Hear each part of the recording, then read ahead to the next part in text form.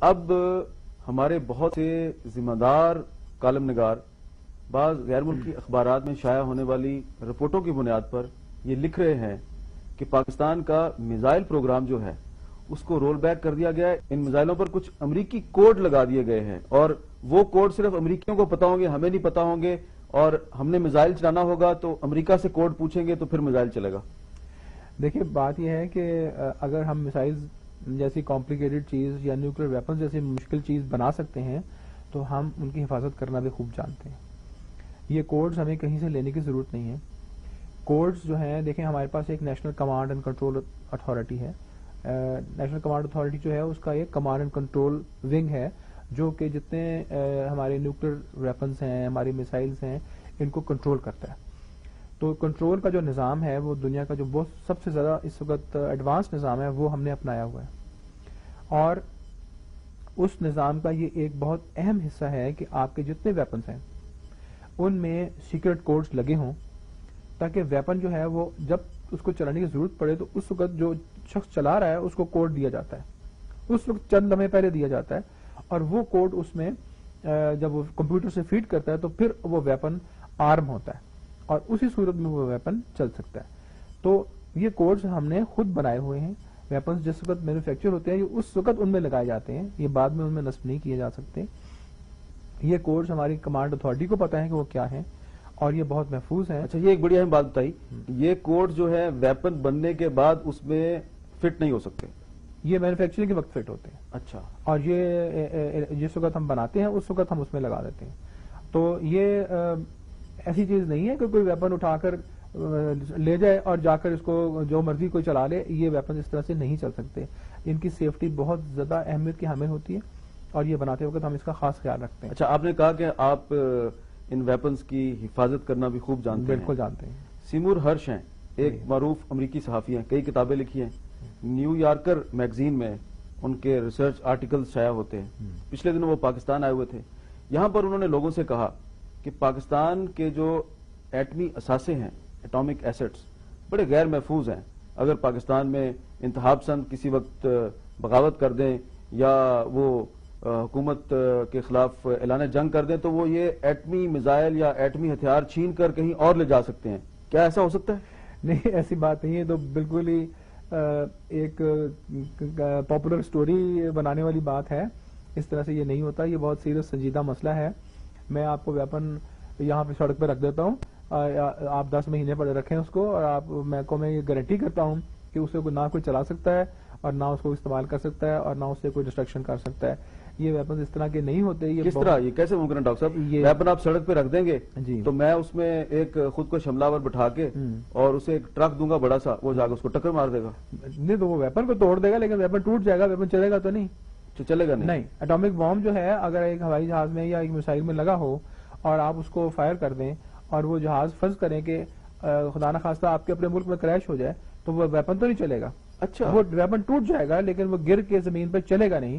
اس کو چلانے کا ایک طریقہ کار ہے, ایک نظام ہے. اس کی جب تک وہ فالو نہیں ہوتا اس کو پہلے اس کو آپ کوڈ دیتے ہیں, پھر اس کو چلانے کا ایک خاص نظام ہے. اگر ویپن کو آپ زمین پہ گرا دیتے ہیں تو وہ پھٹ جائے گا لیکن وہ نیوکلیر ایکسپلوژن نہیں ہوگی. اچھا, ہاں, اس میں جو ایکسپلوسو ہے وہ پھٹ جائے گا لیکن اس کے اندر جو نیوکلیر ایک ریئیکشن ہونا ہے وہ نہیں ہوگا.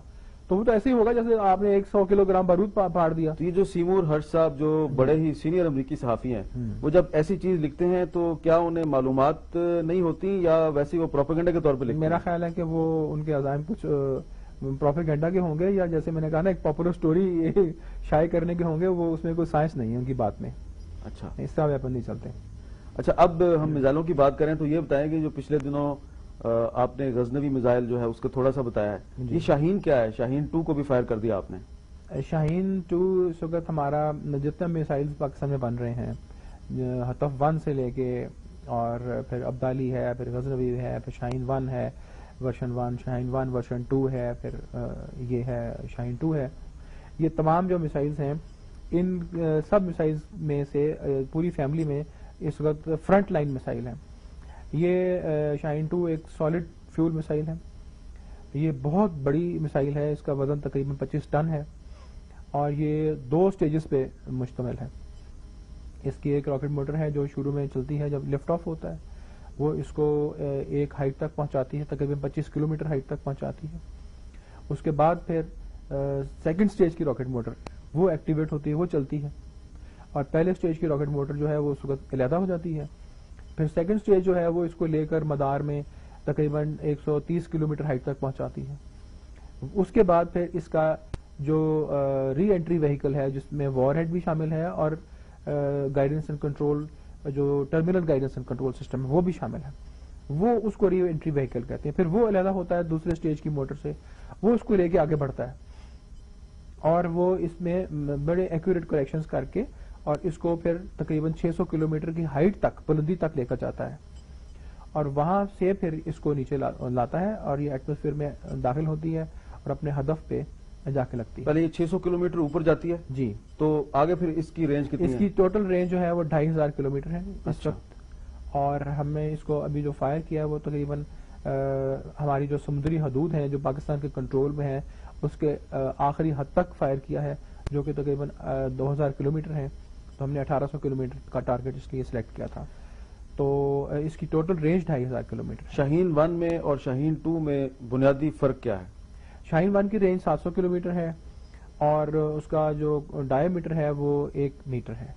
شاہین 2 کی رینج اور شاہین 1 کی جو لمبائی ہے وہ بھی تقریباً 11 میٹر ہے. شاہین 2 جو ہے اس کی رینج 2500 کلومیٹر ہے، اس کا ڈائی میٹر 1.4 میٹر ہے اور اس کی جو لمبائی ہے وہ 17.5 میٹر ہے اور یہ 25 ٹن کی میسائل ہے. ابھی آپ تھوڑی دیر پہلے بتا رہے تھے کہ شاہین 1 کا آپ نے پہلا تجربہ 1999 میں کیا، جی، پھر 2002 میں کیا، جی، پھر 2003 میں کیا جی، اکتوبر میں. ہاں جی. تو یہ شاہین 1 کا آپ نے بار بار تجربہ کیوں کیا؟ ہاں یہ دیکھیں جب میسائلز کی پروڈکشن ہوتی ہے، کیونکہ یہ ماشاءاللہ میسائلز ماس پروڈکشن میں ہیں اور ظاہر ہے کہ ماس پروڈکشن میں اس لیے ہے کہ آرمی کو ہم دے بھی رہے ہیں، آپ وہ بھی دیکھ چکے ہیں.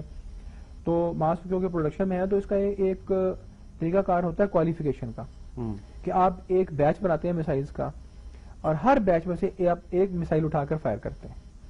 تو وہ میسائل اگر اپنے پرفارمنس کے مطابق، اپنے اسپیسیفکیشنز کے مطابق ٹھیک طرح سے کوالیفائی کر جائے تو پھر یہ کہا جاتا ہے کہ بیچ پورا کوالیفائی کر گیا. اچھا ڈاکٹر صاحب، اب ہم بات کرتے ہیں تھوڑی پرولیفریشن پر. جی جی. یہ میرے پاس ایک 4 سال پہلے کا اشتہار ہے، پاکستان کے انگریزی اخبارات میں شائع ہوا تھا اور اس وقت آپ ایٹامک انرجی کمیشن میں تھے. اشتہار منسٹری آف کامرس کی طرف سے ہے لیکن ایٹامک انرجی کمیشن کا بھی اس میں ذکر ہے، اور یہ اشتہار جو ہے یہ کہہ رہا ہے کہ ایک لسٹ ہے جس میں انریچڈ یورینیم بھی شامل ہے، اور یہ اشتہار کہہ رہا ہے کہ یہ پاکستان انریچڈ یورینیم سمیت بہت سا ایٹمی مواد فروخت کرنے کے لیے تیار ہے. تو اس وقت آپ ایٹامک انرجی کمیشن میں تھے اور اسی اشتہار کی بنیاد پر اپوزیشن کی ایک لیڈر بے نظیر بھٹو صاحبہ مختلف مغربی ممالک میں یہ دعویٰ کر رہی ہیں کہ جنرل پرویز مشرف کے دور میں پرولیفریشن شروع ہوئی. تو اس کا آپ جواب دینا پسند کریں گے؟ میں ضرور اس کی وضاحت کرنا چاہتا ہوں. جی دیکھیں یہ جو اشتہار ہے یہ ایک اپلیکیشن فارم کا اشتہار ہے جو منسٹری آف کامرس نے اخبار میں دیا.